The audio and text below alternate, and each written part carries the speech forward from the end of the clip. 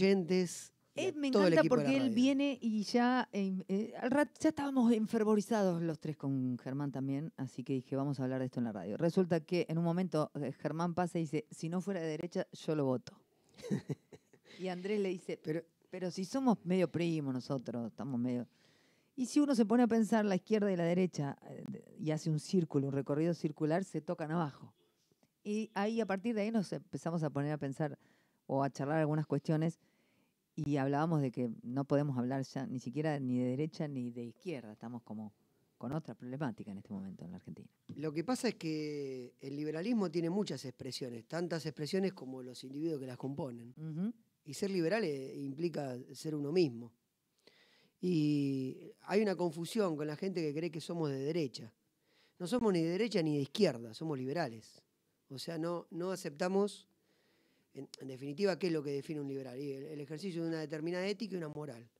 Y eso lo que en definitiva nos define es que en el ejercicio del poder, o sea, no somos ni de derecha ni de izquierda. O sea, solamente no aceptamos los colectivismos, tanto de derecha como de izquierda. Por eso estamos en contra de la dictadura de izquierda y la dictadura de los extremos de izquierda y los extremos de derecha. Después, en general, si hay algo que nos atraviesa a todos, por lo general somos pragmáticos. O sea, debemos defender el pragmatismo, la coherencia. Sí, claro. O sea, lo que funciona y lo que no funciona. Justo estábamos hablando de los países nórdicos. Yo sigo mucho, uno de los referentes míos a nivel intelectual es Mauricio Rojas, que se crió en una familia católica, o sea, del colectivismo religioso, muy católica, de la izquierda chilena, cuando en realidad los de izquierda chilena, cuando entró Pinochet, el gobierno de Pinochet, se tuvieron que exiliar. Hay muchos intelectuales chilenos muy buenos, que a mí me encantan, que se pasaron al liberalismo, pero después de haber vivido en Cuba, no como los de acá que nunca vivieron en Cuba, que van de visita y van a... Y que tienen la teoría, digamos. Exacto, que van a la claro, turistas clase VIP, no van a regla. No, turistas. ¿No? Turistas, o sea, van a las casonas que tienen el yate en la puerta. Entonces, así con la clase dirigencial de los comunismos, es bárbaro defender a Cuba, pero tenés que ir a vivir, a cambiar sexo por un jabón. Claro. Y después, bueno, empiezan con el tema del bloqueo, que en realidad es un embargo, o sea, por haber expropiado empresas, pero tienen libre comercio con el mundo. Lo que pasa es que comercian con los países que son afines a su ideología, que son los peores, los que andan mal por los socialismos. A lo que voy es que el mundo ya no está discutiendo esas cosas. O sea, yo digo el mundo que a mí me gustaría, para donde me gustaría apuntar. Discuten lo que funciona y lo que no funciona. Y hay muchos liberales clásicos que sí, que defendemos, por ejemplo, la educación pública, la salud pública. El problema que en donde discutimos es en qué medida, hasta dónde, si es financiable, si no es financiable. Entonces eso es lo que me parece más importante, que se empiecen a discutir cosas del sentido común. En realidad el sentido común también es común para algunos y no común para otros. El sentido lógico, digamos, de las cosas. La coherencia. Y la coherencia está ligada a las cuestiones de que, bueno, qué funciona y qué no funciona, que eso en la práctica privada lo tenemos muy incorporado. Vos ya sabés que te funciona acá, de acuerdo a tus posibilidades y a tu propio emprendimiento, y lo que no funciona. Y eso lo ganás a través de la experiencia. Ahora, yo lo que no entiendo... Si no se cierra. Exacto, si no tenés que irte a tu casa. No me queda otra. Exactamente. Vamos aprendiendo con los golpes de la vida, como siempre aprendimos.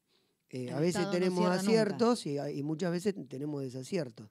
Pero vas haciendo las correcciones. Claro. Y para que vos hagas las correcciones, bueno, tenés que ver cuáles son las consecuencias de tus definiciones y tus actos. El problema de la política, por lo menos acá en Argentina, bueno, mayoritariamente acá en Argentina, es que nunca sufre las consecuencias de sus actos. Ellos promueven un conjunto de ideas que parecen bárbaras, que desde el altruismo, desde la creencia, son bárbaras, va a funcionar, proponemos el paraíso en la tierra, pero después no evaluamos, los políticos nunca pagan las consecuencias de sus actos, de sus acciones y sus prácticas con sus propios bienes, con su propia vida. Entonces, los tipos siguen haciendo lo mismo porque los recursos son ajenos. O sea, es bárbaro tomar decisiones con la plata ajena. El gran problema es que está perjudicando un montón de gente. O sea, la cantidad de pobres. Yo he visto en estos días, no sé si ustedes vieron, hay gente revolviendo los tachos de basura en Chacabuco. O sea, Sí. no es. Y no es nuevo, pero tampoco es algo muy viejo. O sea, pasa en los últimos años. Tal cual dijimos como lo que iba a pasar desde que yo estoy acá en la radio. O sea, entonces, ¿hasta qué punto vamos a seguir intentando con las mismas ideas y las mismas prácticas?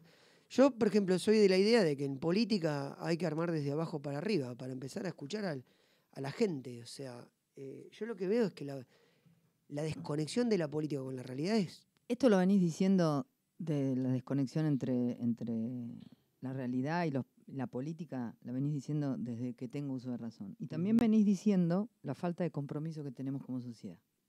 Sí, totalmente. ¿No? Ahora hay mucha gente que me está preguntando desesperada, che, ¿van a participar o no van a participar? Fíjense esta conducta nuestra. ¿Van a participar o no van a participar? Dale, porque yo te quiero votar, porque nosotros queremos votarle. Sí. Pero, a ver, me cansé de decir hace 3 años que cuando vos no tenés la opción que a vos te gusta, porque en definitiva, ¿qué te dicen todos los que están? Que hay un montón de gente disgustada con la política. Muy cansada. Pero ¿qué voto? No tiene nada para votar. Bueno, pero si no está, créalo. O sea, si no está en o por lo menos intentá crearlo. Tal cual. Es muy difícil armar un partido con impronta, o sea, vecinalista. Pará. Sí. Los quieren ir a... les piden que estén, que se sí, la cómoda. Digamos. Ustedes como agrupación están teniendo problemas con los sellos, sí, con las mezquindades. Que son las habilitaciones. De la política. Bueno, pero esa es la regla del juego, ya sabíamos. Y hay una intención, vamos a comunicarlo bien, y hay una intención de, más adelante, por ahí, armar un partido vecinalista. Ahora. Exacto. Cuando desde la sociedad surge la propuesta de hacer un partido vecinalista, ¿qué pasa con los compañeros de la sociedad que tienen que acompañar? Bueno, pero es que en realidad, cuando vos planteás armar algo nuevo, crearlo, necesitas participación, no necesitas que un tipo te diga, no, bueno, yo te voy a votar. O sea, bueno, pero con el voto no hacemos nada. O sea, porque en definitiva, cuando vayas a votar, si vos no te comprometés con los asuntos públicos, no vas a tener la opción para poder votar. Entonces, ¿qué vas a hacer? Vas a hacer uno más que dijo, no, yo no tenía nadie en la boleta, entonces metí la boleta para aquel. Por ejemplo, a mí no me gustan los armados de Milei. Yo comparto algunas ideas, otras no las comparto. Yo digo que en algunas se mete por mal asesoramiento, no sé qué pasa. Con algunos temas, la verdad es que la gente quiere comer. O sea, el 75% de los chicos están naciendo en situación de pobreza y miseria. No podemos estar discutiendo si a Victoria Villarroel, porque es católica, está bien, que yo lo acepto, no lo comparto. No podemos estar discutiendo si le gusta el matrimonio igualitario o no, y bueno, esas pavadas, qué sé Andrés, yo. concuerdo tanto que una de las cosas que siempre hablamos con los políticos cuando vienen de los otros partidos es que uno de los planteos que les hago es cómo puede ser que nos ocupemos de cuestiones nacionales que no podemos resolver. Sí, queremos ser Suecia estando viviendo en situación africana. Y acá en Chacabuco, digo, nosotros nos pero tenemos que empezar a preocupar por nuestra realidad. Pero es que... Modificamos acá, no modificamos a nivel nacional. Pero obvio. Y además que lo que nosotros deberíamos pretender es que, por ejemplo, el intendente, que es el cargo ejecutivo que tenemos más cercano al vecino, responda a los vecinos, no responda a la política, no responda al gobernador, ni a la nación, ni al senador, ni al partido. A mí me importa un bledo esa conducta fascista. A mí me importa un bledo si tiene procedencia radical, peronista, kirchnerista, de izquierda o de lo que sea. Cuando vos trabajás para la comunidad, trabajás para todos. O sea, eso es como no tenés un mandato. Pero cuando se hace bien, de hecho lo volvieron a elegir, o sea, evaluaron que el primer mandato lo había hecho bien. ¿Qué pasa que en la política no garpa hacer las cosas bien?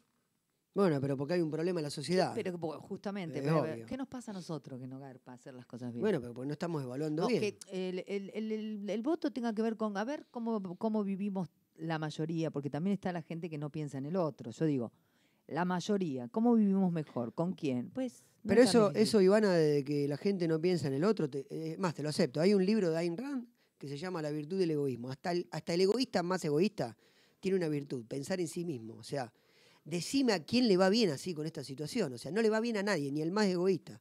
Porque en definitiva, yo salgo a la calle, ponele que yo sea muy egoísta. Es que si les va bien a la menor cantidad, Pero- no hay negocio. Pero independientemente de eso, pongámosle que nosotros somos dos egoístas, dos porquerías que no nos importa nada. O sea, que solamente somos dos ególatras que o sea, nos miramos a nosotros nada más, narcisistas, ególatras, todos juntos. Vos salís a la calle, o sea, vos vivís adentro bien de tu casa, ¿no? O sea, tenés una linda casa, tenés un auto, te vas de vacaciones, qué sé yo. Ahora, en definitiva, todos debemos vivir en sociedad. O sea, vos cuando tenés que hacer un trámite público, vos tenés que ir a la oficina pública.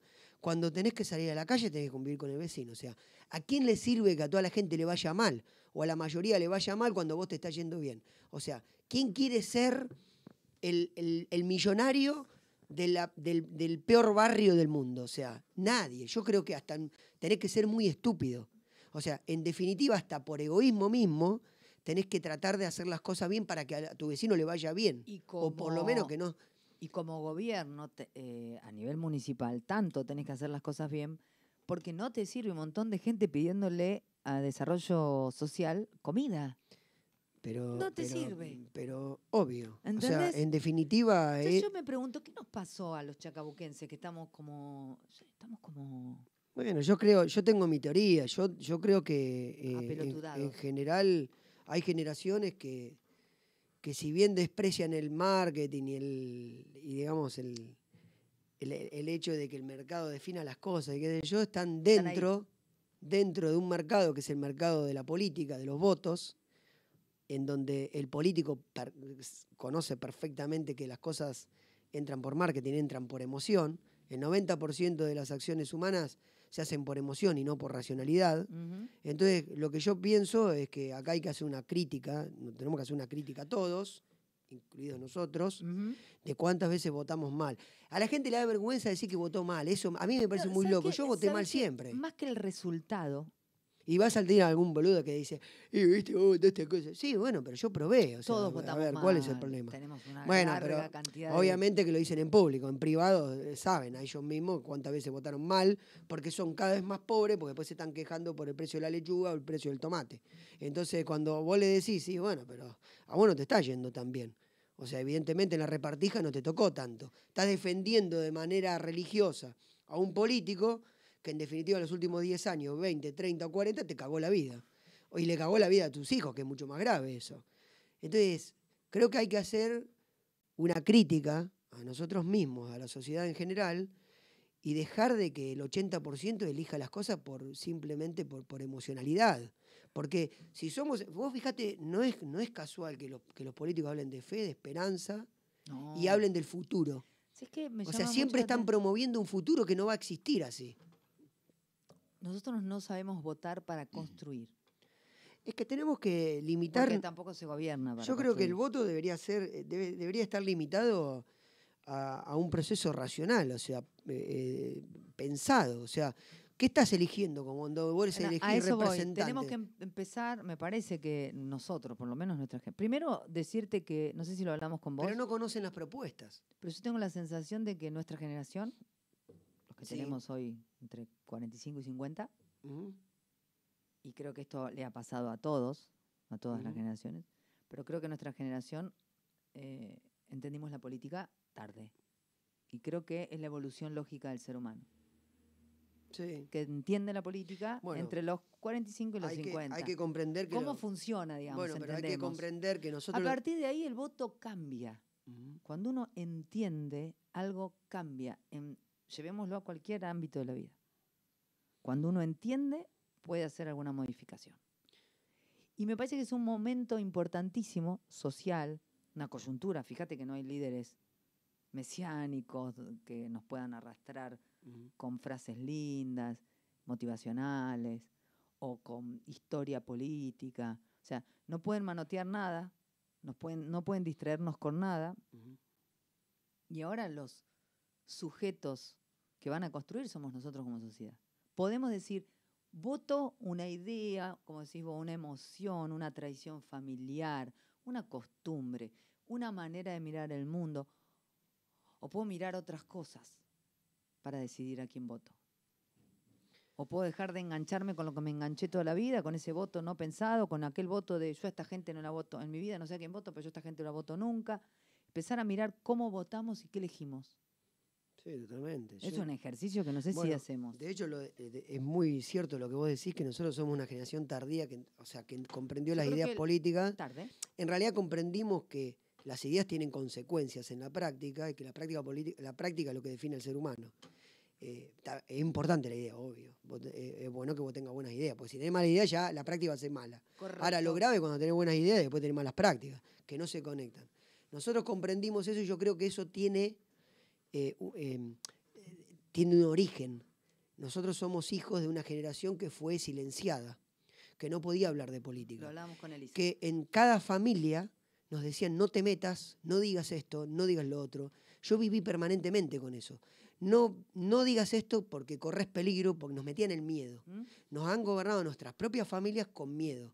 Ahora se está trasvasando eso. En realidad ya tu familia no te dice nada. Pues imagínate, mi familia me tendría que estar divorciado por todas las cosas que digo, que casi siempre son que no van con la corrección política, pero ya se acostumbraron y vieron que no pasa nada. En definitiva, que no hay que tener miedo. Lo que está tratando la política es de que no las digamos a nivel público. O sea, antes la primer pared que teníamos, el primer techo que teníamos era nuestra propia familia, porque venían de una dictadura militar, en donde de varias interrupciones. Exacto. Venían de una época muy violenta, físicamente, materialmente violenta. Desaparecía gente, sí, exactamente. Entonces, las generaciones anteriores nacieron con ese miedo. O sea, el problema es que si vos seguís transmitiendo un miedo, o sea, la sociedad no hace absolutamente nada. Ahora, nosotros empezamos a decir ciertas cosas de manera tímida, tardía. Bueno, afortunadamente las empezamos a decir. Quizá tarde, porque ya el daño está hecho. El daño de la no participación, del no compromiso. Bueno, pero no hace falta que vos te... A ver, yo interpreto lo político como toda la discusión pública, de lo público, de lo que excede a la parte privada. Después discutimos cuánto tiene que haber, cuánto no tiene que haber, no importa. Pero no hace falta que vos te metas en un partido político para que cumplas un rol social. Te podés meter en una institución, podés participar en la asociación del club. O sea, hay un montón de maneras de ejercer tu derecho político, digamos. O sea, del ejercicio de lo público. Tal cual. Y con eso vas a influenciar. Y capaz que influencias a una o dos personas, pero no importa, participar. Y en la ciudad tenemos un montón de lugares para hacerlo. Porque lo que no cuenta más acá, lo que no vale más, es que vos te quejes pero no hagas nada. O sea, yo me estoy quejando, me voy a seguir quejando y me voy a seguir criticando. Ahora, siempre voy a intentar hacer algo. Y si no lo puedo hacer en ninguna institución, porque me echaron, con los partidos, pero lo voy a seguir diciendo, lo voy a decir en mi propio taller, en donde estoy, en el grupo, y qué sé yo. Bueno, que se enoje el que se tiene que enojar. ¿Por qué? Porque yo interpreto de que esto es una situación límite, no podemos seguir así. Porque le debemos, a los más jóvenes, le debemos dejar un país mucho mejor que el que nos dejaron a nosotros. Si no, o sea, ¿qué trascendencia tiene nuestra vida? O sea, ninguna. Yo no tengo hijos, yo no estoy pensando en mis hijos, pero estoy pensando en la sociedad que me va a tocar vivir cuando yo sea un anciano, si es que llego. Capaz que muero de un paro cardíaco mañana. O no sé, me mata un auto, no sé. No lo sé. El ejercicio de la vida requiere de cierta incertidumbre. Uno no puede definir el futuro, pero lo que importa es lo que estoy haciendo hoy, yo acá, ahora. Y bueno, sé que todos tenemos problemas con los compromisos porque todos estamos agobiados, todos trabajamos cada vez más horas. Pero para los demás estamos agobiados. Bueno, pero si no influimos, comprometámonos para nada. Fíjate que estamos siendo gobernados por la gente que fue de las peores generaciones, o sea, de todas las generaciones. ¿Qué hicieron? Los que más producían, los que por lo menos tenían mejores ideas, mejores prácticas, o sea, que se dedicaron a su vida privada. Que yo le digo los idiotas, porque los griegos interpretaban de que los idiotas eran los que se ocupaban solamente, no tiene otro significado para mí. Eran los que no se pueden ocupar de los asuntos públicos, de los asuntos comunes, de los asuntos políticos. Del ser apolítico, ese que te dice, no, orgulloso, saca pecho y dice, no, yo de política no opino. Pero, flaco, vos sabés que si vos no opinás de política o no participás, el precio de la lechuga lo define la política. Entonces, después no te quejes de los precios, entonces, si vos no tenés definición política. O sea, tenés que tener como ciudadano, y si no, vivir en una isla. Que no es lo mismo que el tipo renegado, que no quiere votar que yo, porque eso en definitiva te está diciendo, ¿no? Yo soy, mi postura política es esto. Ahora, el que no sabe nada es el ignorante. el ignorante es peor, es más dañino que el que sabe. Nosotros estamos siendo gobernados por las generaciones que se comprometieron con los asuntos públicos, mal o bien, obvio. Ahora, bueno, esto es lo que tenemos, esto es lo que creamos por acción o por omisión. Esto es lo que tenemos, o sea, tenemos que lidiar con esto. Bueno, yo confío, yo tengo la esperanza, no sé, pero yo tengo el objetivo de que la sociedad dé un vuelco y que las próximas generaciones tengan otra visión de la cosa. O sea, bueno, puedo discutir con él de izquierda a derecha, nos vamos a poner de acuerdo en 2, 3, 4, 5 puntos. Bueno, buenísimo. Por lo menos podemos en 5 puntos. Bueno, ¿qué hacemos con esos 5 puntos? Porque tampoco vamos a estar delirando todo el tiempo, discutiendo ideas y haciendo reminiscencia de lo pasado y que, bueno, sí, yo puedo justificar con hechos pasados porque me gusta la historia y todo. Pero bueno, ¿qué vamos a hacer de ahora en más? ¿Vamos a seguir discutiendo? ¿Vamos a seguir discutiendo los 70? ¿Vamos a seguir discutiendo? O sea, basta porque no tenemos más tiempo. O sea, el 65-70% de los chicos nacen en situación de pobreza. Pero no es algo romántico eso. Eso quiere decir que van a revolver los tachos de basura. O sea, que no van a tener posibilidad, por más universidades que armemos, por más colegios que se inauguren. Todo lo que le sigue a lo que estás diciendo. O sea, lo que nos sigue como sociedad, de la vida que van a llevar. Pero totalmente. O sea, entonces no podemos ser seres intrascendentes. O sea, de que nuestra generación no dejó nada, absolutamente nada. O sea, la inacción o la omisión, ¿qué deja? Nada, absolutamente nada. O la repetición de fórmulas, porque nosotros tenemos un intendente que tiene nuestra edad, que es nuestra generación, sí, que tuvo la oportunidad de meterse para hacer las cosas distintas y terminó en el mismo lugar. Sí, tuvo el aval y tuvo la legitimidad. Tuvo 2 veces y terminó en el mismo lugar. Sí, y fue un intendente legítimo porque la gente lo votó, lo eligió y bueno, y tenía un mandato para toda la sociedad. O sea, en definitiva eso del mandato no es un mandato partidario, no es un mandato sectario, fascista, o sea...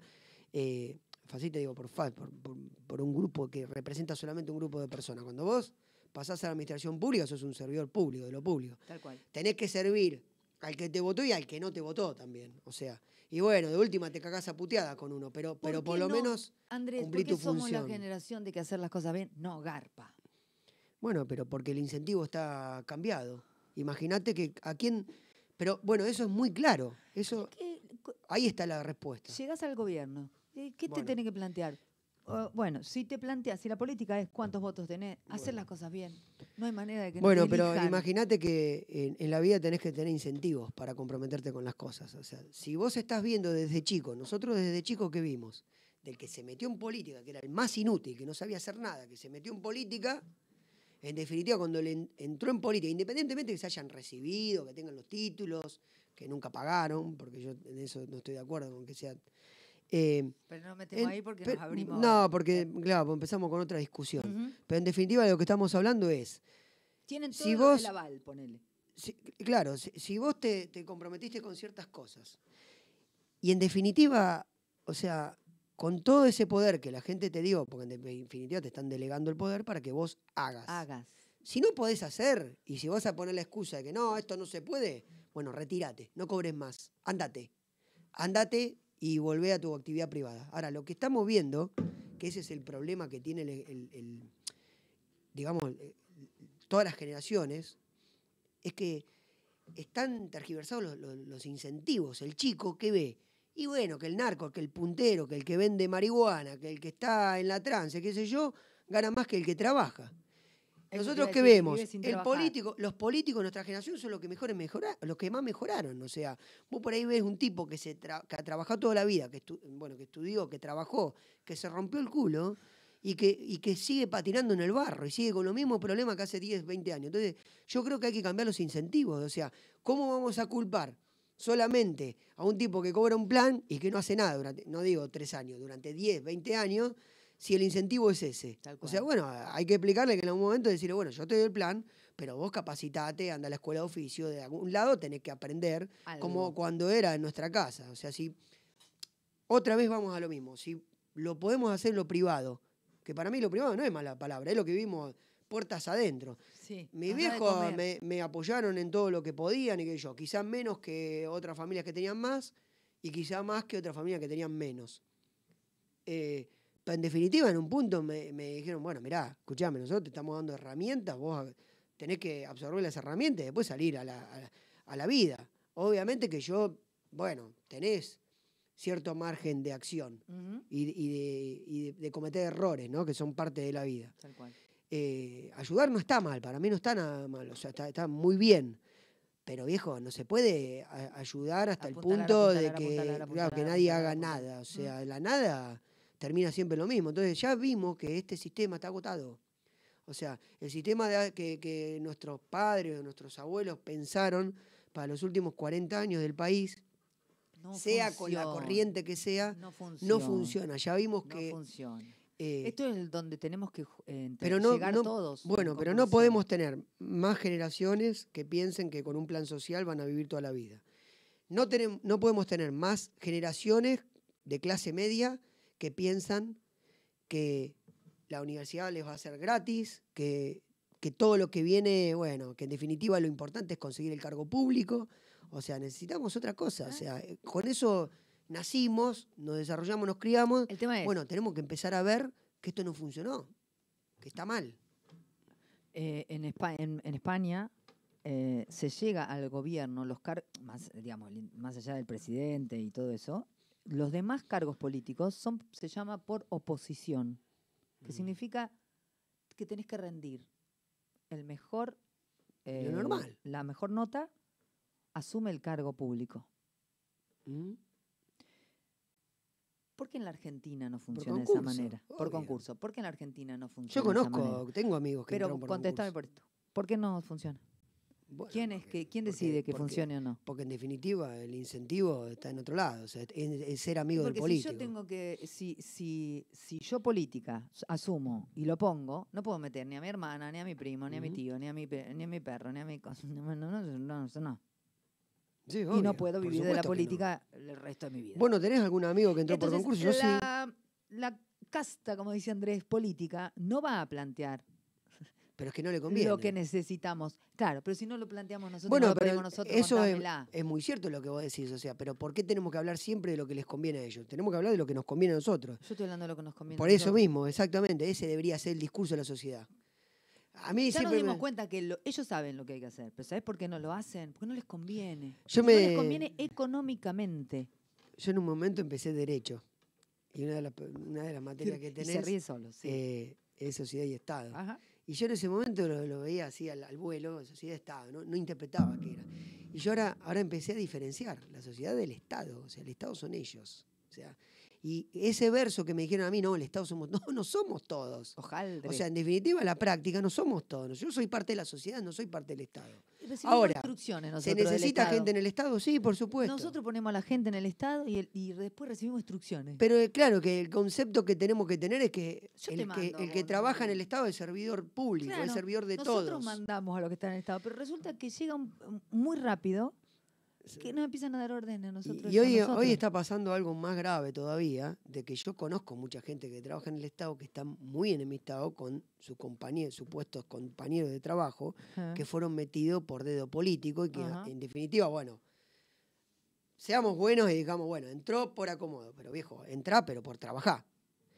Y que no trabajan. Entonces tenés un 10, 20%, no sabría decirte con exactitud, que están trabajando, que son muy eficientes, gracias a ellos hacemos los trámites. Yo la otra vez hice una transferencia de un auto espectacular, salió gracias al empleado, o sea, al que trabaja bien.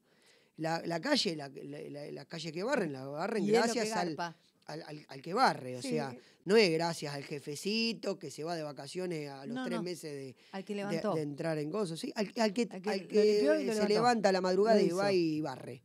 Gracias a ese tipo lo tenemos que tener allá arriba. Tiene que ganar muy bien, tiene que estar bien. Ahora, al inútil, al que no va nunca, a ese hay que sacarlo. O sea, al que no va nunca, porque ese le está cagando la vida a su propio compañero. Viene el sindicato, te dicen. Sí, no me importa. Se te viene Calarco. Bueno, habrá que... Y te para todo el municipio. Y pero tampoco podemos tener ese sindicalista que hace 20 años que están dando vuelta por ahí. Que vuelva a trabajar de radiólogo. Está todo bien, pero bueno. Y que se pare el municipio y que se salga a decir que haga lo que tenga que hacer. Que vino el sindicalista y paró todo. Vamos yo por ejemplo, no creo en los unicatos sindicales. Yo creo que hay que, ya que les gusta la palabra democratización. Pero digo, no estaría nada mal que un día un intendente haga una conferencia de prensa diciendo, imagínate esta situación en Chacabuco, se toman decisiones de gente que no trabaja, viene Calarco, te para todo el municipio, y una conferencia de prensa del intendente diciendo, acaban de parar los trabajadores por la decisión que tomamos, plebiscito, ¿qué hacemos? Consulta a la sociedad. Popular. ¿Vos sabés qué maravilla? Sería genial. ¿Vos sabés qué pelota que Y hay se que tener puede, para hacer eso? y es democrático. Sí, claro que se puede. Y es Es una constitucional. hermosa manera de gobernar, además. Pero por supuesto, pero no les conviene a ninguno de los dos. Ese es el No problema. es negocio, Andrés. Porque así como uno tiene un montón de gente que ha metido en el Estado, el otro también. Entonces no se pueden pisar la Entonces sábana si vos entre me los tocas fantasmas. acá, yo te toco acá. Y bueno, pero en algún Y momento... nosotros lo seguimos sosteniendo a esto. Exactamente, ahí Yo está el me cansé problema. de Bueno, sostenerlo. pero en algún momento va a tener que venir alguien que va a decir, bueno, no, mirá, acá vamos a representar a la sociedad, basta de esta pavada. Además, Incluso cuando vos representás a la sociedad, hay buen servidor público. sí, y que además, no está representado por el sindicato. Hola, chicos. Hola. Hola a todos, ¿qué tal? Hablando con Luis Esperanza, en un momento de la entrevista le digo, Luis, ustedes un poco, los políticos, digo, de Chacabuco, Sí. se comen un poco el papel ese de los políticos a nivel nacional, sí, dice. Y lo reconoce inmediatamente, ¿no? Esta cosa de, tenemos estas problemáticas. El del PRO dice esto, chicos, bajen a la tierra. No podemos levantar un pedazo de tierra del piso, no se puede. Nosotros vivimos en Chacabuco, no tenemos las problemáticas que tienen Milei, Bullrich bueno, y no sé pero cuál. eso, A ver si bajamos un poquito a la tierra, eso pero sí, todos, nosotros como sociedad también. Sí, exacto. Que ellos se maten, se arranquen las pelucas. Acá soluciona todos los temas que tenemos que dependen del municipio. Y lo grave del o gravísimo de eso se aprende en los partidos. Si vos no lo aprendés, te echan. Claro. Te rajan, te sacan el sello, te Sí, sacan el apoyo. Si tal vos no cual. acompañás al líder, todavía tenemos esa Pero idea nadie mesiánica. nadie dijo que le vaya en contra. Yo no digo, che, andale en contra a tu líder. No, déjalo que tenga las problemáticas de su No, bueno, pero si medio ambiente. No sí, pero si las propuestas del líder van a contramano de la propuesta de los vecinos, bueno, ahí tenés un problema. O sea, vas a tenés tener un conflicto problema. de intereses. Sí, vas a tener un problema. O sea, si vos me estás poniendo una bicisenda que le va a cagar a la vida en un 30% de los negocios, no, muchachos, a ver, sí, está todo bien con Noruega, con Suiza, pero busquemos la realidad de Chacabuco. O sea, eso. si vamos a hablar de ecología, vamos a poner termitos en las plazas, pero después vamos a talar todos los árboles, no, pará un poco. O sea, dejamos de hacer pelotudeces. Y fíjate la vasitud de lo que estamos Pero vos te hablando. acordás cuando entraron, cuando el tema con el hombre planta, andaba el rabino Berman, o sea, disfrazándose de árbol y arrancaron todos los árboles de la ciudad. Entonces, todas esas pavadas que vienen del verticalismo partidario, es justo. que existe en el PRO, existe en el radicalismo, en todos los Se la partidos comen tradicionales, porque pasan a ser empleados de los partidos. Claro. Y el partido mismo, cuando vos te metés, te enseña a hacer eso o nada. O sea, te quieren obligar. Ahora, está en la lógica individual, en la ética personal y en la moral personal de decir, no, esto no va, esto no se condice con lo que yo creo que es necesario. O sea, que no es lo que yo, es lo que muchos. Entonces, ¿qué hace? La gente termina votando al menos peor, al que me hace supuesto menos daño. Pero bueno, yo no me conformo con eso. O sea, sí, si no tengo opciones, bueno, tendré que votar alguno o no, o votar en blanco, lo que sea. Pero mientras tanto, construyamos otra cosa, porque así no vamos a ir a ningún lado. O sea, la realidad de Chacabuco no es la misma realidad de Buenos Aires, no es la misma realidad de Copenhague. O sea, entonces veamos qué podemos modificar nosotros acá. O sea, yo en el taller no estoy delirando con comprar, no sé, 20 elevadores. O sea, yo me estoy adaptando a mi situación. ¿Quiero crecer? Sí, por supuesto, todo el tiempo. ¿Quiero mejorar? Por supuesto. Vos acá en la radio es la realidad estás del ser humano evaluando esa. todo el tiempo. Si vos no podés progresar en la parte material, bueno, tratás de mejorar la calidad del servicio, de hablar mejor, bueno, de no tener tantos invitados como yo. No, pero digo, ¿por qué? Mi pregunta es, ¿por qué si en lo privado, en lo particular, sabemos hacer un montonazo de cosas, porque en realidad el argentino se destaca por hacer un montón de cosas, somos el hombre orquesta, por ahí tocamos un poco de todo, pero bueno, pero la gente no entiende cómo subsistimos acá con 107, 110% de inflación en los alimentos, bueno, en un país productor de alimentos. Entonces decís, bueno, creativa. No claro, más. Bueno, pero ¿cómo si en la práctica particular sabemos subsistir a todo eso, que en realidad es una mochila de plomo permanente, que puede desincentivar a cualquiera que intente vivir acá, que vive en un país un poco más ordenado nada más. Hablo de países limítrofes, porque se van a empezar a ir, ¿no? ¿Cómo puede ser que en lo público le erremos tanto? Eso, o sea, que no hagamos esa conexión, o sea, ¿cuál debería ser mi práctica? Mira, yo pensaba esto la otra vez. Fíjate qué bueno sería que haya, por ejemplo, una persona solamente, una sola, no pido demasiado, comprometida por cuadra, con los asuntos de la cuadra. O sea, una sola, que se comprometa voluntariamente o que se vayan turnando. Estoy hablando de cooperación voluntaria, no estoy hablando de obligar a uno que sea el buchón del barrio ni nada. ¿Cómo mejorarían las cosas? O sea, ni siquiera tenemos eso. Pero bueno, ahora tenés a todo lo de la cuadra quejándose por cómo está la situación. Dale con el partido vecinal, que acá te acompañamos un montón. Hermosa propuesta, empezar a trabajar de otra manera, no tener el verticalismo y ver qué decide toda una generación que, primero, como dijo Andrés, y lo decía ayer Elisa también, vivieron una dictadura, un silenciamiento, muchísimo miedo, la interpretación de la política diaria con interrupciones democráticas.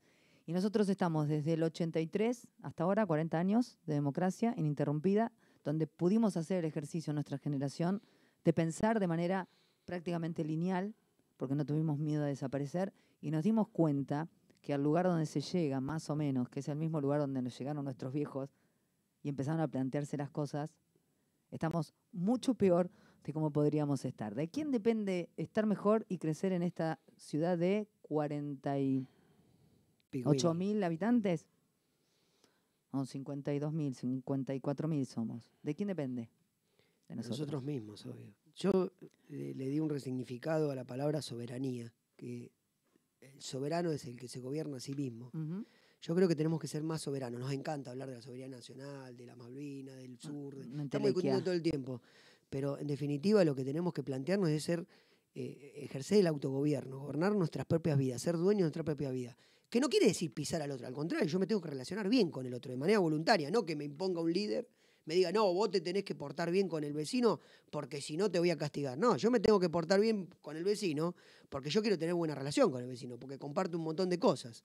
Entonces, el autogobierno en la cuestión partidaria es eso, o sea, hay que tratar de armar unidades vecinales en cada pueblo y bueno, nos conectaremos de otra manera con la provincia y con la nación. Haremos nuestros arreglos, pero lo que tenemos que defender son los intereses de nuestro pueblo, de donde vivimos, donde elegimos ejercer nuestras vidas. Andrés, creo que ese es el camino. Me quedaría horas charlando. Está el coordinador de la Dirección de Adicciones del Gobierno de Chacabuco, el licenciado Mariano Rato, que viene a hablar justamente de adicciones. Así que te voy despidiendo, nos vemos el viernes que viene y ahí ya calculo que podremos tener un poco más de idea de qué pasa con las peleas. Exactamente. Porque tiene razón Andrés, cuando le pregunto recién llegado, me dice, nos apuran a nosotros a decir, pero nadie dice nada. Estamos a 12 de mayo y no tenemos en Chacabuco, excepto Ariel Di Piero y Fabio. Yo para agregar. Apellido, por el PRO, no tenemos candidato a intendente. Para agregar y cerrar, yo le diría a la gente que es muy difícil en política preservarse, pero creo que es una obligación moral, o sea, no importa cómo, hay que preservarse como individuo. Yo diría otra cosa, es el momento en que todos nosotros nos pongamos a construir. Exacto. Gracias, Andrés. 44 minutos pasan de las 10 de la mañana, pasó Andrés Orsini en Kilómetro Cero. Toma la vida desde el kilómetro.